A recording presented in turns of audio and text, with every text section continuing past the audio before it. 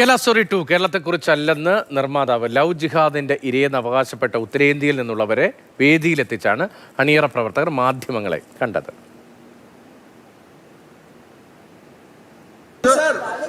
Sir, Kerala is number one in education and yes, you are insulting Kerala. No, not at all.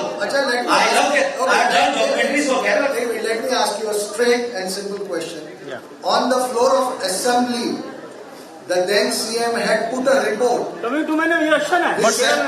But you produced the ladies from Rajasthan, Bihar, Maharashtra. If you are going to be blind towards a problem in your state, which is a wonderful state, you are destroying the state. You are responsible, not us. Yes. But you produced the ladies from Maharashtra, Rajasthan, Bihar. Sir, Kerala is number one. B Balagopal വിവരങ്ങളുമായി. ബാലു, ഈ കേരള മല്ലൂസ് എന്നൊക്കെ പറഞ്ഞ് ആക്ഷേപിച്ച് കേരളത്തിൽ മറ്റു പലതും നടക്കുന്നു എന്നുള്ള ചർച്ചകളൊക്കെ കുറച്ചു കാലമായി കേരള സ്റ്റോറി സിനിമയുമായി ബന്ധപ്പെട്ട് ഉണ്ടായിട്ടുണ്ട്. ഇപ്പോൾ കേരള സ്റ്റോറി 2 അത് കേരളത്തെക്കുറിച്ചല്ല എന്ന പ്രതികരണം എങ്ങനെയുണ്ടായി? സ്റ്റോറി 2മായി ബന്ധപ്പെട്ട് അതിന്റെ റിലീസുമായി ബന്ധപ്പെട്ട് ഇന്ന് ഡൽഹിയിൽ ഒരു ചടങ്ങുണ്ടായിരുന്നു. ഈ ലവ് ജിഹാദിനെ ഇരയാരെന്ന് അവകാശപ്പെട്ട് ഈ ഇന്ത്യയുടെ വിവിധ ഭാഗങ്ങളിൽ നിന്നുള്ള സ്ത്രീകളെ, ഉത്തരേന്ത്യയിൽ നിന്നുള്ള സ്ത്രീകളെ ഈ വേദിയിൽ അണിനിരത്തിയിരുന്നു. തുടർന്ന് അവരുടെ ഈ അനുഭവങ്ങളും കോടതികളിൽ നിലനിൽക്കുന്ന കേസുകളുമൊക്കെ വിശദീകരിക്കുകയും ചെയ്തിരുന്നു. എന്നാൽ ഈ സിനിമയുടെ സംഘാടകർ, അണിയറ പ്രവർത്തകർ ഈ അണിനിരത്തിയിൽ ആരും മലയാളികളാരും തന്നെ ഉണ്ടായിരുന്നില്ല.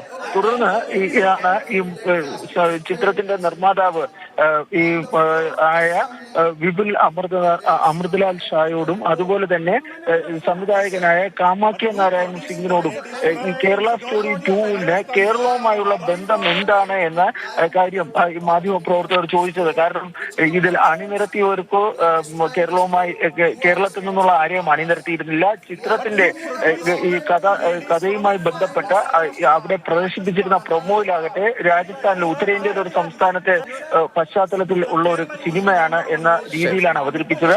ഈ സാഹചര്യത്തിലാണ് കേരളവുമായി ഇതിന് ബന്ധം എന്താണ് എന്ന ചോദ്യങ്ങൾ ആവർത്തിച്ച് മാധ്യമപ്രവർത്തകരുടെ ഭാഗത്ത് നിന്ന് ഉണ്ടായത്.